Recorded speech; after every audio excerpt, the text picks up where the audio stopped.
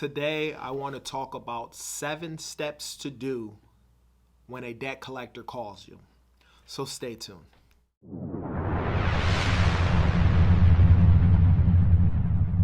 Okay, so how you guys doing today? I look at you guys as family. So if I have something on my heart or on my mind, I feel like I have to share it with you. So here we go. Bear with me. I know you're looking for these 7 steps, and I'm going to give them to you. But more importantly, sometimes I feel like it's so important to share my heart. You know, I look at you guys, like I stated before, as family. So this is a situation. Yesterday and today, this morning, I woke up. I do a thing called basically Miracle Morning. If you guys get a chance to do so, I recommend that you look at you look up a book called The Miracle Morning. It's by Hal Elrod. It's a book basically dealing with how you start your mornings. Your mornings to start, a lot of stuff. But for the most part, I'll briefly give you what I do. So when I wake up at about 4 o'clock in the morning. I do a 20-minute meditation. After the meditation, I do about a 20-minute stretch.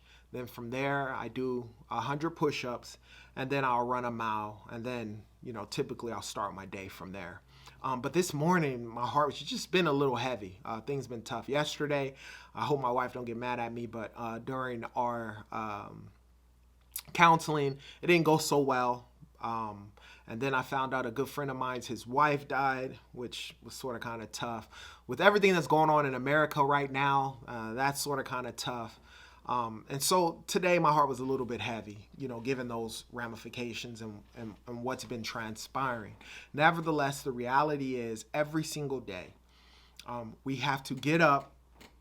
We have to do what we have to do to take care of our families.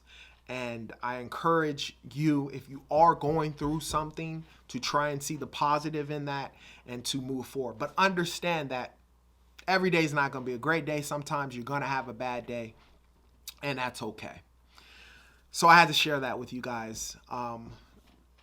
Nevertheless, if you do get time, hit that subscribe button. Obviously, like most YouTubers, I'm trying to get to 1,000 subs. And, the only way I'm going to be able to do that is with you guys and ultimately by putting out content that you guys like. To the 7 steps. Number 1, the first thing you have to do is make sure you have time to talk. As a debt collector, nothing's worse than contacting a consumer, getting them on the phone, and then them telling me, oh, I'm busy, or hey, I can't talk right now. The first thing that goes in my mind is well, why did you pick up the phone? Nevertheless, there are consumers out there that debt collectors do contact, and they'll say, hey, you know what? I'm busy right now.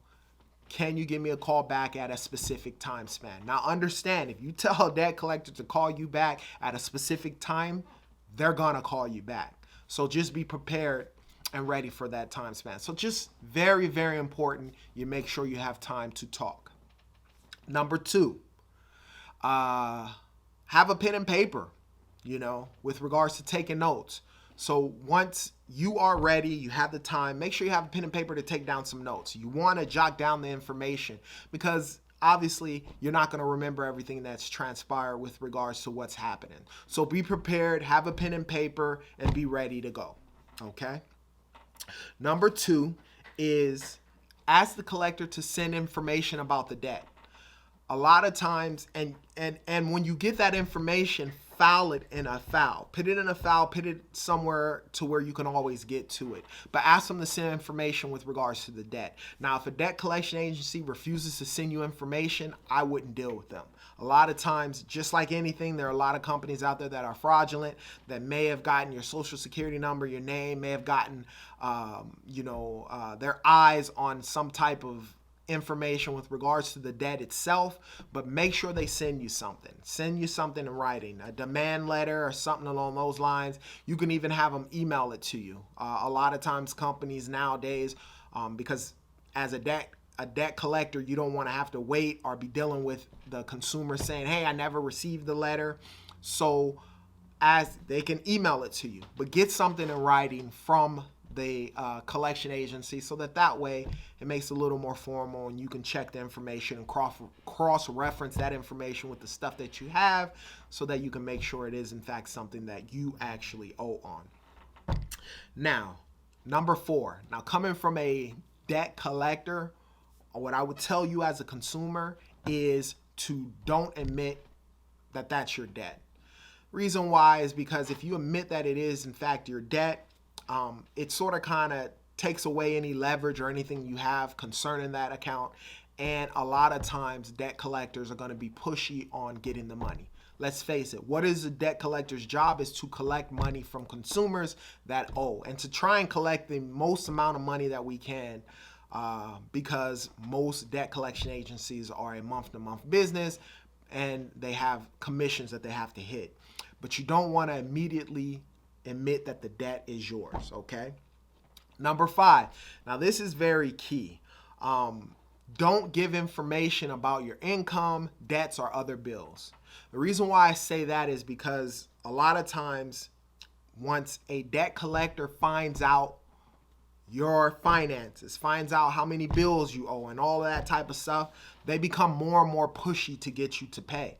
And you want to be able to psychologically for yourself, be able to figure out the best deal for yourself. Otherwise, the debt collector will figure out the best situation for himself. And so a lot of times you want to have a little more power with regards to negotiating and everything that you do. And, so I wouldn't reveal that information. Number 6 is another thing. Hang up if necessary. The reality is sometimes debt collectors can be so pushy. Obviously there was a time where I owed money and you call a debt collection agency and they're asking 50 questions before you even get to ask your question. Sometimes they're going to get pushy. They're going to ask you a bunch of questions. They're going to ask you a bunch of stuff, and feel free to hang up. If it's causing you too much stress, if it's causing you a little bit too much stuff, they're going on and on and on with threats and saying they're going to do stuff that may not be able to, they may not be able to do. It's called scare tactics to sort of kind of get you to pay. We all do it in the debt collection realm to a certain extent. Hang up if you have to. Understand, there's another day or there's another situation, and you can, obviously deal with the company later if they're causing you a lot of stress and grief. Don't stress yourself out. The last and final 7th step after the call, decide what to do next. So after you've talked to them, you've taken the notes, you've gotten all the information with regards to the account, how much is owed. They may have given you some type of settlement amount, some type of payment amount, or 2 payments, or whatever the circumstance is. You need to figure out what you're going to do next. Because the reality is, if you don't pay the debt, they're going to continuously call. And they're going to continuously contact you until the actual debt is paid. So once you figure out what you're going to do, it's going to stop the calls, because then at that point in time, you'll have a plan with regards to what you're going to do concerning that debt. Now, if you have any questions with regards to debt or credit, put them down in the comment section. I promise you I'll answer those questions. Like I always say, you be great.